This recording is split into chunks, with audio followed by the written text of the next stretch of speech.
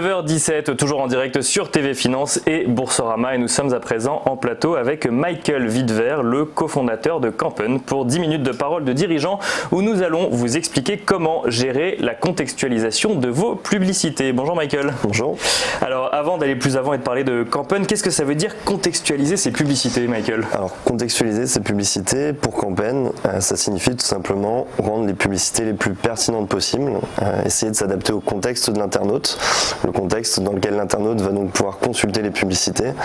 Aujourd'hui, on peut parler notamment de la contextualisation météo, qui est un sujet qui est très utilisé par nos clients, notamment dans le prêt-à-porter ou dans le tourisme, de pouvoir contextualiser les produits poussés ou les destinations en fonction de la météo sur laquelle se trouve l'internaute en question. Donc ça veut dire que s'il pleut comme maintenant, vous allez plus me pousser par exemple des bottes de pluie ou des parapluies sur mon téléphone? Exactement. Et comme il a neigé il y a quelques semaines, malgré le mois en cours, on a pu réouvrir potentiellement des publicités sur des vêtements d'hiver ou sur des stations de ski qui ont fait du coup durer la saison encore un petit peu plus longtemps. Alors Michael, vous êtes le cofondateur de Kampen. Kampen, ça existe depuis combien de temps? Ça existe depuis un petit peu plus de 3 ans. On a passé 2 ans sur la recherche et développement pour développer du coup notre solution SaaS qui permet d'optimiser la performance des publicités sur Facebook, Instagram et Google. Et ça fait un petit peu plus d'1 an et demi maintenant qu'on commercialise la solution. Alors il y a le monde de la publicité bouge pas mal, il y a ce qui s'appelle le retargeting où effectivement quand on va sur un site on nous pousse la publicité en fonction de notre parcours. C'est pas exactement ce que vous proposez, voire pas du tout. Comment vous est venue l'idée de vous dire on va proposer un service qui va permettre de contextualiser ces publicités? J'imagine que du coup c'est un service que vous vendez essentiellement aux entreprises.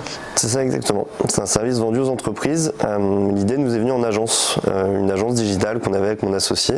On a accompagné une centaine de sociétés dans la gestion opérationnelle de leur campagne. Donc vous aviez déjà créé une première société qui avait plus un modèle agence, voilà. Et vous accompagnez du coup leur stratégie de publicité digitale, et là vous vous rendez compte qu'il y a quelque chose qui ne va pas du coup. On se rend compte que nos équipes passent beaucoup de temps sur des tâches à faible valeur ajoutée humaine, qu'on est limité dans la promesse faite à nos clients, donc aux marques derrière.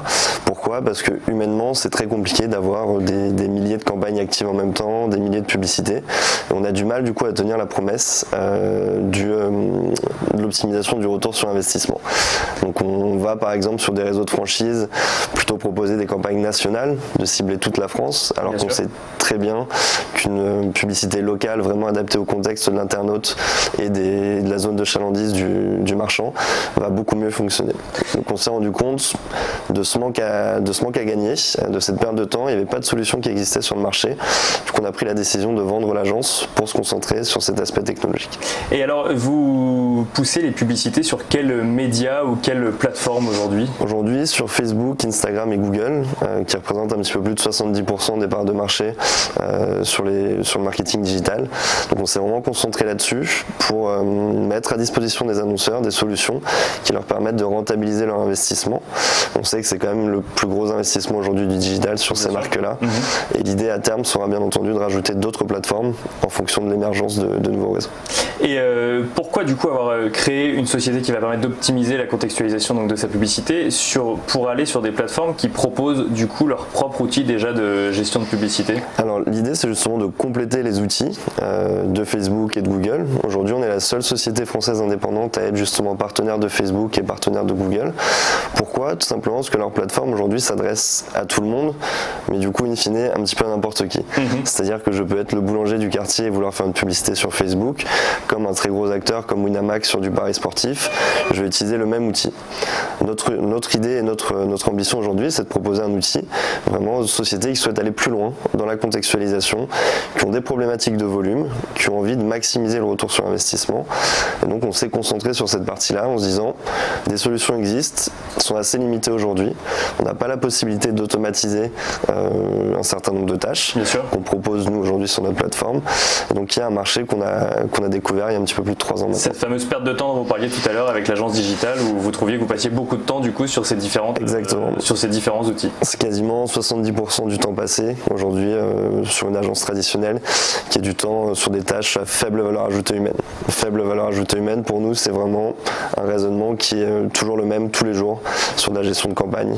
Et ben justement, quand on va sur votre site, on se rend compte que vous proposez du coup une offre en quatre piliers, avec notamment un pilier qui s'appelle intelligence artificielle. Du coup, qu'est-ce que vous utilisez aujourd'hui l'intelligence artificielle sur Campaign ? Effectivement, on a rajouté des couches algorithmiques et d'intelligence artificielle au sein de la technologie pour apprendre des différents éléments contextuels et de se dire si aujourd'hui je suis traffic manager, je gère des campagnes, j'ai toujours l'habitude de prendre ce type de décision et ça a tel impact sur les performances, et demain il faut que ça soit la technologie qui m'aide à prendre ces décisions et donc qui va aller se nourrir quotidiennement des performances du jour. Météo, par exemple, et qui va comprendre s'il pleut ou pas à 13h et si on pousse du coup tel ou tel vêtement. Exactement, c'est vraiment cette logique-là qu'on déploie progressivement. Aujourd'hui, on ne prône pas le tout automatique, on cherche vraiment à équiper des entreprises avec un outil qui leur permette d'automatiser un certain nombre de choses, de transmettre du savoir. Petit à petit, l'outil commence à apprendre et du coup à comprendre comment fonctionnent les algorithmes de Facebook, de Google et à quel moment pousser des publicités. Et c'est quelque chose qui va donc prendre de plus en plus d'importance dans les prochaines années. Alors, vous travaillez, on l'a dit tout à l'heure, avec des entreprises. Quelle typologie d'entreprise ? Plutôt des startups, plutôt des grands comptes ? C'est ouvert à tous ou il y a une typologie précise ? Alors, il y a un petit ticket d'entrée. Aujourd'hui, on va accompagner des entreprises qui ont un budget publicitaire mensuel à minima de 2 000 €. D'accord.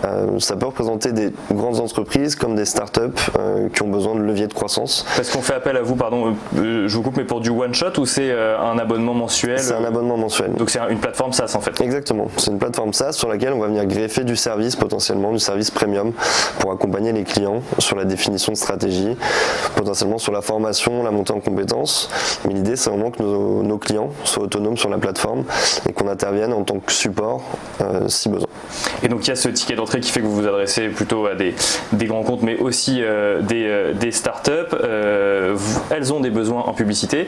Bon, alors il y a celles qui font du prêt-à-porter et qui vont s'adapter en fait en fonction de la météo, mais il y a une contextualisation qui peut se faire sur plein d'autres critères aujourd'hui. Exactement. Quelles sont les données que vous allez chercher ? Est-ce que c'est l'entreprise qui les fournit ? Est-ce que c'est les réseaux sociaux qui les fournissent ? Est-ce que on va vraiment avoir les trois types de données. Les données dans un premier temps effectivement des plateformes, de Facebook, d'Instagram, de Google. Ensuite les données de notre client, on va aller se connecter directement à son CRM, à son outil d'emailing, à son outil de tracking. Donc on a vraiment cette possibilité aujourd'hui de se connecter via API directement aux outils utilisés par nos clients. Et le troisième pan, c'est vraiment la donnée externe. Donc là, c'est toute la donnée open data qu'on va pouvoir aller récupérer. Et ça va de la météo aux résultats sportifs, aux cours de bourse potentiellement, ou même au trafic routier. Et donc aujourd'hui, on a cette possibilité. Proposer des publicités contextualisées. Quand vous échangez avec les entreprises, vous avez besoin de leur expliquer les avantages d'une publicité en fonction d'un contexte ou c'est quelque chose qui est acquis au sein des sociétés ? C'est quelque chose qui est assez naturel. Aujourd'hui, on va mettre dans tous les cas en avant deux avantages. Le premier avantage, c'est le gain de temps, le gain de productivité sur la gestion de campagne. On sait que le temps, c'est de l'argent aujourd'hui pour tout le monde. Donc c'est déjà un argument qui permet de marquer un petit peu les esprits. Et le second, c'est le gain de performance. Donc, en moyenne, on compte aujourd'hui un gain de performance de 35% sur la gestion des campagnes via notre outil et un gain de productivité de plus de 75%. Donc c'est des éléments qui permettent en général de très rapidement faire comprendre l'intérêt de la technologie. Pour finir, Michael Wittwer, qu'est-ce qu'on peut souhaiter à Campaign pour la suite ? On peut souhaiter une bonne année 2019. On peut commencer par là, on peut commencer par là. Pour nous, c'est une année qui est assez importante, qui est charnière, sur laquelle on va doubler d'effectifs aujourd'hui pour accélérer notamment la commercialisation de l'outil. On a 70 clients aujourd'hui, on espère en avoir 200 avant la fin de l'année. Donc on nous souhaite un bon recrutement, des belles signatures clients et puis une bonne continuation. Et une bonne continuation, effectivement. Merci beaucoup, Michael Wittwer. Je rappelle que vous êtes le cofondateur de Campaign.